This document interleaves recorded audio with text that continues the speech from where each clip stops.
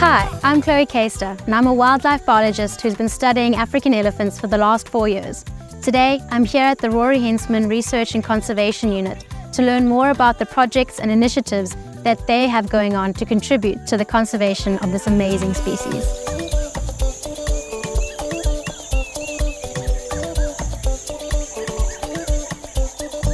I'm here with Sean, Managing Director of the Rory Hensman Research and Conservation Unit.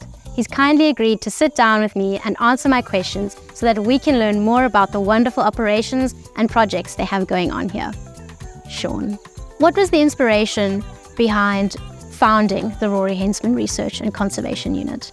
So the first one is in the name. Rory was my father, and he started the whole project with us with elephants in 1988. And he always wanted to see people and elephants benefiting. He always wanted to see a win-win scenario. So that's why the research, that's why the educational programs. Unfortunately, when he passed away, we didn't have an established unit. So what we did is we set up the Rory Hensman Conservation Research Unit under his name in order to fundraise, garner funds for certain projects, and then run certain projects under that name, just to streamline everything, but to also honor his legacy. He always wanted to make a change, and he was always heavily involved in conservation. He wanted to do good things for wildlife, so here we're carrying it on.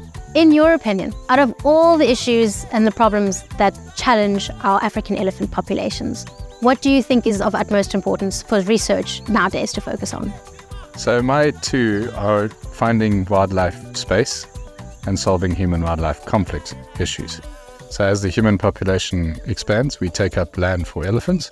We've got to find innovative ways to actually allow elephants to have access to that. And then if they have access to that land, stop humans and wildlife fighting. And what are some of the research projects here that focus specifically on those issues? So we're looking at an autogate. So the idea behind the autogate is to allow elephants to migrate using sounding towers and AI, which opens gates and allows them to move through reserves or through fences without breaking them, but then allowing those also auto towers or watering towers to also water elephants at certain points, so that we can encourage elephants to move in certain areas and discourage them from moving in areas where cattle might be or communities might be.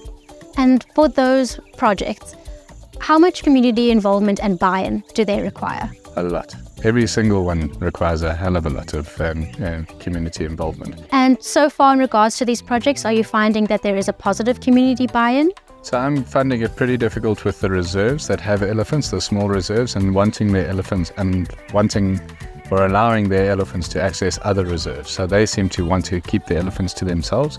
Whereas what we have had a lot of buy-in and a lot of interest is from more open systems where communities, actual proper rural communities are involved, and those communities have human-elephant conflict and they want us to find solutions to their issues. So we've had a better buy-in from communities, rural communities, than smaller reserves. That's really great to hear that some parts of the community, if not all yet, are buying in and willing to collaborate.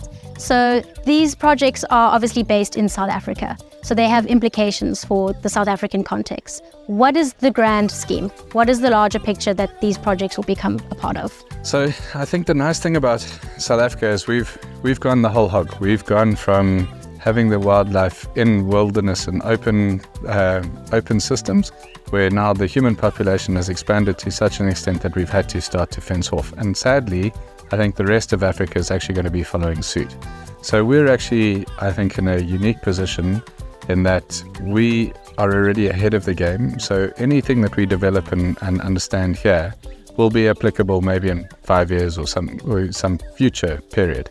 So our idea is to, hone in on these, get them sorted, find all the problems with it, find all the solutions, and then we have a workable thing that we can run out into the future. And if we've already started to approach some of the other countries in Africa who have interest, so Tanzania, Zambia, and a few others, and Namibia, and they've got interest in it.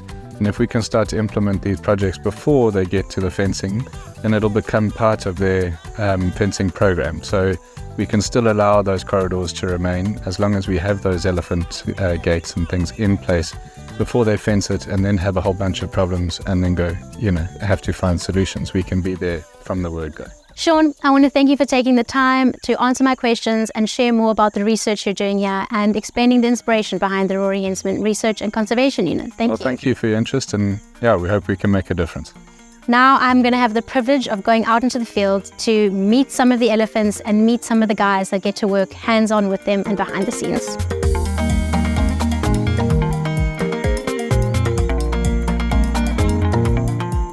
We're on our way now to meet up with Nathan, one of the handlers who works with the elephants. It was really great to get Sean's perspective and his insight into the situation regarding elephant research and conservation. So excited now to get out and meet the elephants.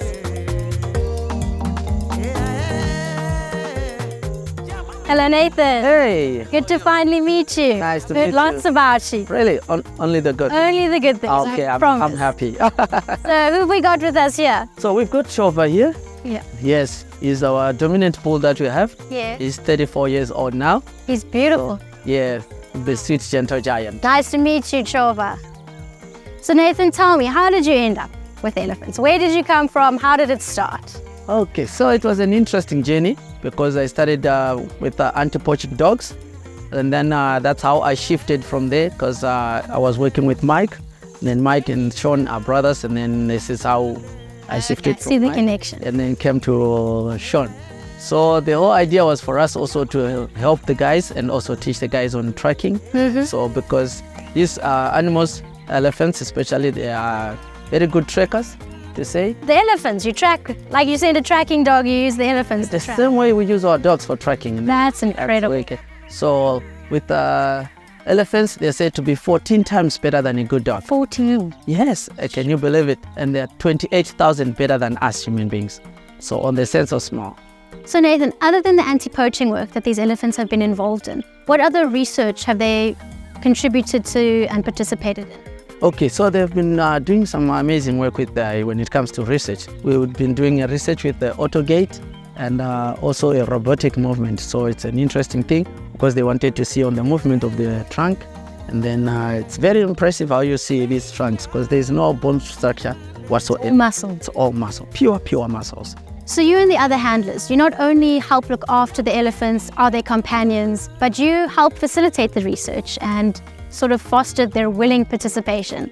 What has that been like for you? Okay, so yeah, it has been also an interesting one because when you do these researches and then it's some things that are beyond your imagination, things that you can never think, especially when they do these researches with the elephants.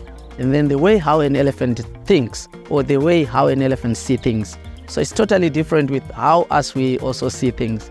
So this is has been an interesting thing, especially for me, because I've just learned a lot, to be honest with you. So after all of this, it's done, all the amazing research that these elephants have participated in, what have you learned? How has this inspired you? Yeah, it has inspired me quite a lot because, to be very honest, when you look at elephants, because most people, we've got a very different perspective about these animals because we see them as destructive animals or a dangerous animal. Oh, wow. Okay. I think somebody pressed the wrong button there. All right. So, like I said, you've got a different perspective or a different view over the elephants because when we look at them, we always see this distraction behind them because these animals, they can knock down an entire tree and only eat 5% of that entire tree and move on to the next one. But we don't see also the whole story behind that. What that fallen tree does for the ecosystem. Yes, so it's quite interesting when you are into this and then rather than us just sitting back there and watch them. Nathan, Chova, thank you for taking the time out of your day today to come and speak to me, answer my questions. It's been wonderful meeting you and I really appreciate it. The pleasure is all mine. Thank you for coming. It's been an incredible opportunity to come out, to meet the people behind the scenes, to learn so much about what research is being done to contribute to the conservation of this wonderful species. I just want to say thank you to Chova, thank you to the rest of the herd behind the scenes, and thank you to you guys for watching.